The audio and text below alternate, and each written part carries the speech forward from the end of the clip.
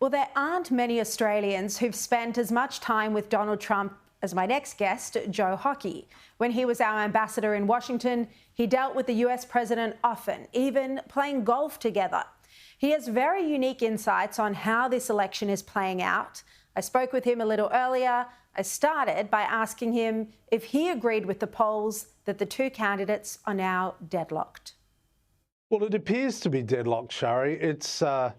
The polls haven't moved much at all since Kamala Harris took over as the Democratic nominee. But I still feel that there is what they're calling the shy Trump voter yet to appear, and they'll only appear after the ballots are counted on Tuesday.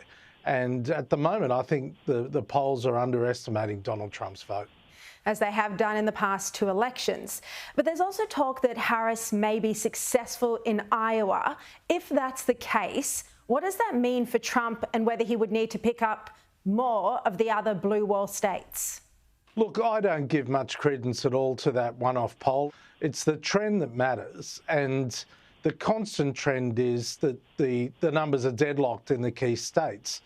On Tuesday night, on election night, I'll be watching North Carolina very closely. That is the state that will come in pretty early with its results.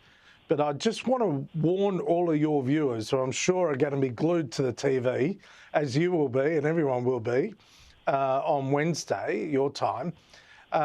It could take weeks for these results to come in. I just caution everyone that it's going to, unless there is a sweeping victory on Tuesday night, then it's going to take days, if not weeks, to get a result. You've been speaking about the critical seats of Michigan and Pennsylvania. Well, there was a really fascinating report on CNN I just mentioned, and it's interesting in itself that CNN is even running this.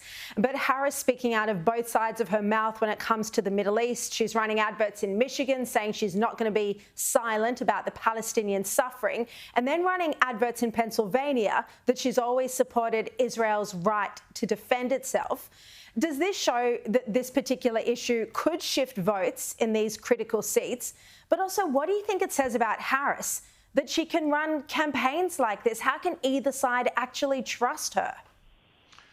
Well, I mean, that's part of the issue. As people form a judgment about Harris, they're going to look at not only what she's promising, which I must say is very light on, but it's what she's done that is the issue.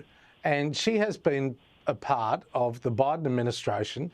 Currently, 73% of Americans feel that the country is heading in the wrong direction. Now, if you're an incumbent government anywhere with those sorts of numbers, you are finished. And the challenge that Kamala Harris has faced is she's trying to run as a new, fresh face, and yet she is part of the incumbency. And nothing illustrates it better than the fact that she is trying to walk both sides of the fence in relation to Israel and the war in Gaza and the war against Hezbollah. The fact is there are 400,000 crucial Islamic votes in Michigan. And if they choose not to vote, it's highly unlikely they will vote for Donald Trump, but he did reach out to them the other day. But if they choose not to vote, then that is going to cost Harris probably Michigan overall, and it may even lead to her losing the overall election. Joe, do you think Kamala Harris has properly addressed concerns about how her administration would be different from the Biden administration, and also her flip-flopping positions over the years, whether it's on fracking, on prisoners transitioning, on taxpayer funds, on the Middle East?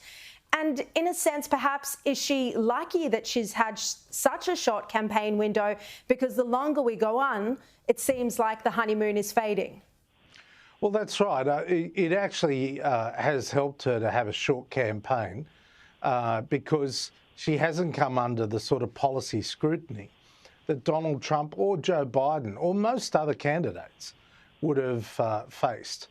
At the moment, if you were to ask the average voter, what is Kamala Harris's tax policy?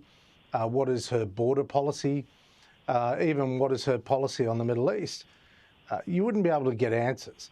The main focus of Harris voters is that Kamala Harris is not Donald Trump.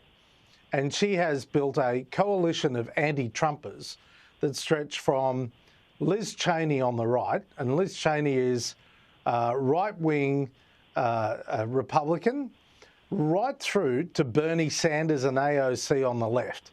Now, that is a very broad coalition. The only thing that unites all of those people is that they despise Donald Trump.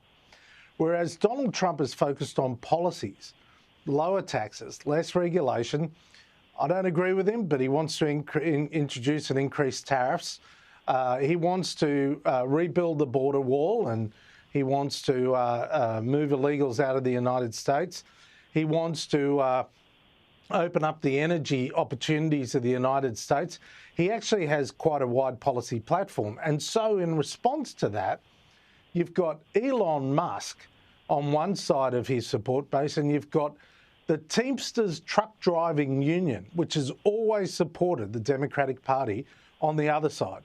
70% of the members, truck drivers of America, most of them, if not almost all of them, have never gone to university. They're hardworking, blue-collar workers. 70% of the union members voted to support Donald Trump ahead of Harris. And so Trump's coalition is built on policy. Harris's coalition is built on not being Donald Trump. Just finally, Joe, Trump is said to have targeted the young male voter through podcasts like Joe Rogan. But are female voters coming out to support Harris like the Democrats were relying on? Well, you know, Sharri, the thing is this. Donald Trump won more white women in 2016 than Hillary Clinton. He won the votes of more white women than Joe Biden in 2020. In both elections, they knew that abortion under Donald Trump, with the Supreme Court appointed by the Republicans, would refer power back to the states. So the abortion policy was pretty settled. The question is, are those people now really changing on the issue of abortion?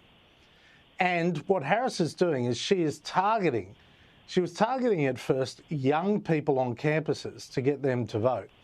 But she has now changed tack and focused on young women. And what they've found is that all the Democratic efforts to win over young men were failing, and they were turning to Donald Trump. So there is a battle of the sexes in this election, more pronounced than almost any other election in American history. But I am still a little sceptical as to whether those issues that influence the sexual divide are going to be the issues that are actually going to materially change the level of support for Trump and Harris. Well, Joe, I hope it's not a week-long wait for the results or more, as you've suggested. It'll drive us all crazy. Joe Hockey, thank you very much for your time. Thanks very much, Sharri. Thank you.